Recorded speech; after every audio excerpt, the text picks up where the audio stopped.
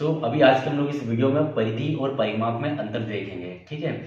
Generally हम लोग जब क्वेश्चंस करते हैं ना, तो हम लोगों ने ध्यान नहीं दिया है, बट पढ़ाते समय मैंने कुछ चीज़ें नोटिस करी कि परिधि और परिमाप हम लोग निकालते हैं। हालांकि दोनों एक तरीके से देखा जाए तो एक ही चीज़ है, बट ये जो हमारे जियोमेट्रिकल जो शेप होते हैं, जो भी हमारे ज्यामिति शेप होते हैं, है ना, रचनाएं होती हैं, उसके अंदर हम देखें तो परिमाप हम किसी अलग अलग ऐसे शेप में हम लोग परिमाप निकालते हैं जिनमें साइड्स होती हैं, और सर्कल में हम देखते हैं वहाँ पर हम परिधि ज्ञात करते हैं। इसके पीछे क्या रीज़न है वो अभी हम लोग अच्छे से समझेंगे। पहले हम उसकी डेफिनेशन को समझेंगे और फिर उसके एग्जाम्पल से उसके रीज़न को समझेंगे। ठीक है।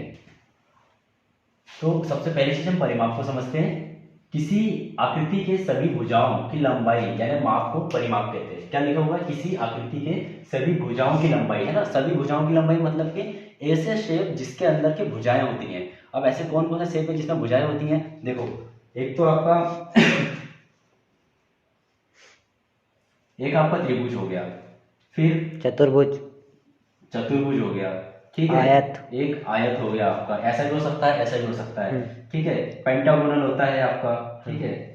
तो हेक्सागोनल भी होता है। ऐसे कई सारे शेप होते हैं। अब हम इसमें से किसी एक शेप को लेंगे पहले, और उससे हम लोग समझेंगे कि किस तरीके से किस शेप में हम लोग परिमाप शब्द यूज करेंगे और किस में हम परिधि का यूज करेंगे। ठीक है। तो हम लोग अभी ले लेते हैं ट्राइंगल को। ठीक है। तो अभी इस ट्रायंगल हम लोग क्या दिख रहा है? पहली चीज तो हमको, आप लोगों को अगर पता हो तो अच्छी बात है, नहीं पता हो देख लीजिए। पहले तो हम लोग यहाँ पर देखेंगे जो तीनों साइड है, मैंने बता दिया है कि इक्वल है। इक्वल नहीं भी होगी तो भी कोई इश्यू नहीं है उससे, है ना। तो अभी मैंने जो बनाया है इक्वल साइड्स का बनाया है। तो ये जो हमारा रहता है वो कहलाता है साइड, ठीक है, जिसको हम बोलते हैं भुजा।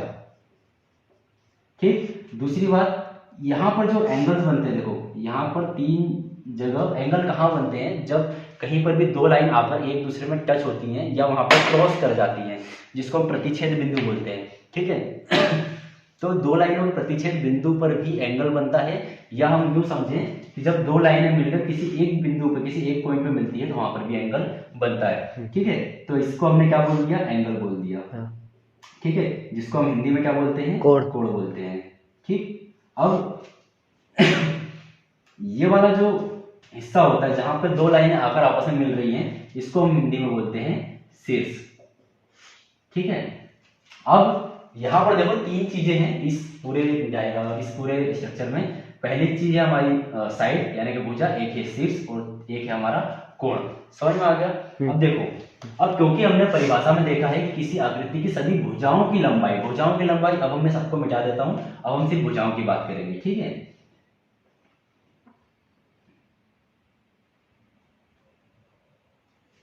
हम सिर्फ भुजा की बात करेंगे ना, साइड्स की बात करेंगे। तो किसी आकृति की सभी भुजाओं की लंबाई, सभी भुजाएं कौन कौन सी? पहली भुजा ये हो गई, दूसरी ये हो गई और तीसरी ये हो गई। सभी भुजाओं के माप को परिमाप कहते हैं। सभी भुजाओं के माप को, यानी कि मैं अगर यहाँ से चलना स्टार्ट करूंगा तो एक माप मेरा यहाँ से यहाँ तक जाएगा, दूसरा माप यहाँ से यहाँ तक आएगा और तीसरा माप हमारा यहाँ से यहाँ तक आएगा। तो हम इसको एक अलग शब्द में अगर बोलें तो हम ये बोल सकते हैं कि त्रिभुज की सभी भुजाओं के योग को परिमाप कहते हैं, या चतुर्भुज है तो चतुर्भुज के सभी भुजाओं के योग को परिमाप कहते हैं। ठीक है। तो मतलब कोई सा भी शेप आ जाएगा, उसके जब हम पूरी भुजाओं का योग निकालते हैं तो हम उसको परिमाप बोलते हैं। और भुजा कहाँ होगी? जहां पर एंगल बनेगा, या हम यूं कह दें कि जहां पर एंगल बनेगा वहां पर दो भुजाएं जब आकर मिलेंगे आपस में, तब वहां पर एंगल बनेगा।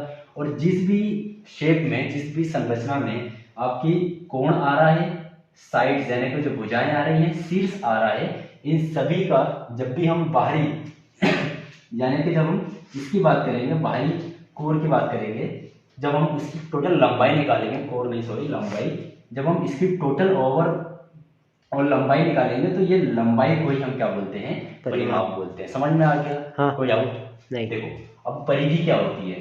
परिधि किसी भी वृत्त के किनारों की कुल लंबाई। यहाँ पर क्या था? भुजाओं की बात कर रहे थे, यहाँ पर किसकी बात कर रहे हैं? किनारे की बात कर रहे हैं। तो कुल किनारे की कुल लंबाई या उसके माप को क्या बोलते हैं? हम परिधि बोलते हैं। अब इसको भी हम समझेंगे कैसे। देखो, इसके लिए मैं सबसे पहले एक सर्कल ड्रॉ करूंगा। जैसे कि आप लोगों को सभी को पता होगा कि परिधि, अगर आप 10th क्लास में या 11th क्लास में, तो आपको पता होगा कि परिधि शब्द का यूज वृत्त के साथ किया जाता है। ठीक है। वृत्त की परिधि का फॉर्मूला होता है। ठीक है। तो हम जब बात परिधि की करेंगे तो हमें पता है कि हम यहाँ पर किसकी बात कर रहे हैं? सर्कल की बात कर रहे हैं। ठीक है।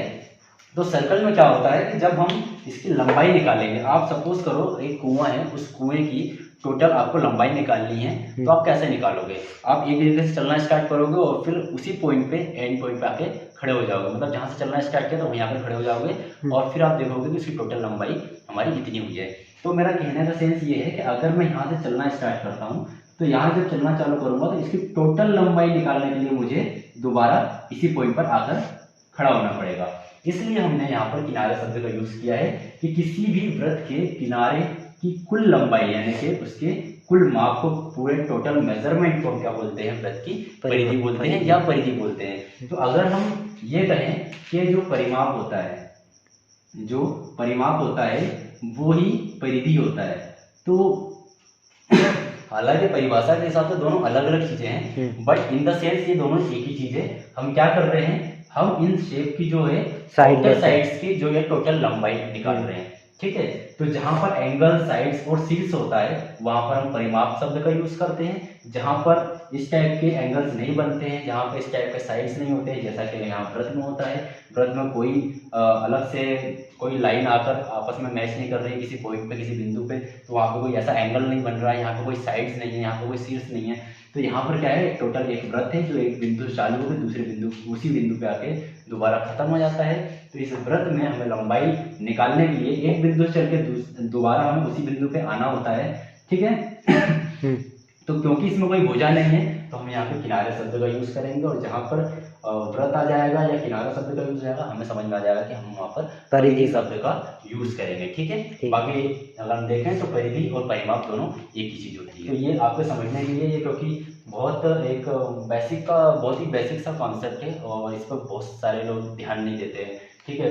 कभी हमारा जो क्वेश्चन आता है, ये परिमाप वाले क्वेश्चंस अलग आ जाते हैं, क्योंकि ये चतुर्भुज त्रिभुज वाले अलग क्वेश्चन आ जाते हैं, और वृत्त का हमारा पार्ट जो होता है वो अलग होता है। तो इसके चक्कर में हम लोग एक बार परिमाप पढ़ लेते हैं, एक बार परिधि पढ़ लेते हैं, मगर दोनों में हम लोगों ने कभी डिफरेंस जानने की कोशिश नहीं करी। तो डिफरेंस वैसे ऐसा कुछ बड़ा डिफरेंस नहीं है, दोनों एक ही चीज़ है, बट दोनों को अलग अलग नामों से, अलग अलग जगह पे, अलग अलग तरीके से यूज़ किया जा रहा है, ठीक है। तो उम्मीद है कि ये वीडियो आपको पसंद आई होगी, समझ में आया होगा। कोई डाउट्स हो अगर तो कमेंट सेक्शन में जाकर आप लिख सकते हो, हम लोग उसके ऊपर भी वीडियोस बना देंगे, ठीक है। और ये वीडियोस अगर आपको पसंद आ रही हैं, अगर आपको समझ में आ रहे हैं जो भी हम लोग समझा रहे हैं, तो आप इस वीडियो को शेयर करिए, लाइक करिए, कमेंट्स करिए, और जितना ज़्यादा हो सके आप अपने ग्रुप में, अपने दोस्तों को, अपने फ्रेंड्स को शेयर करिए, ताकि उन्हें भी ये सारी चीज़ें बहुत ही ईजी तरीके से समझ में आ जाए।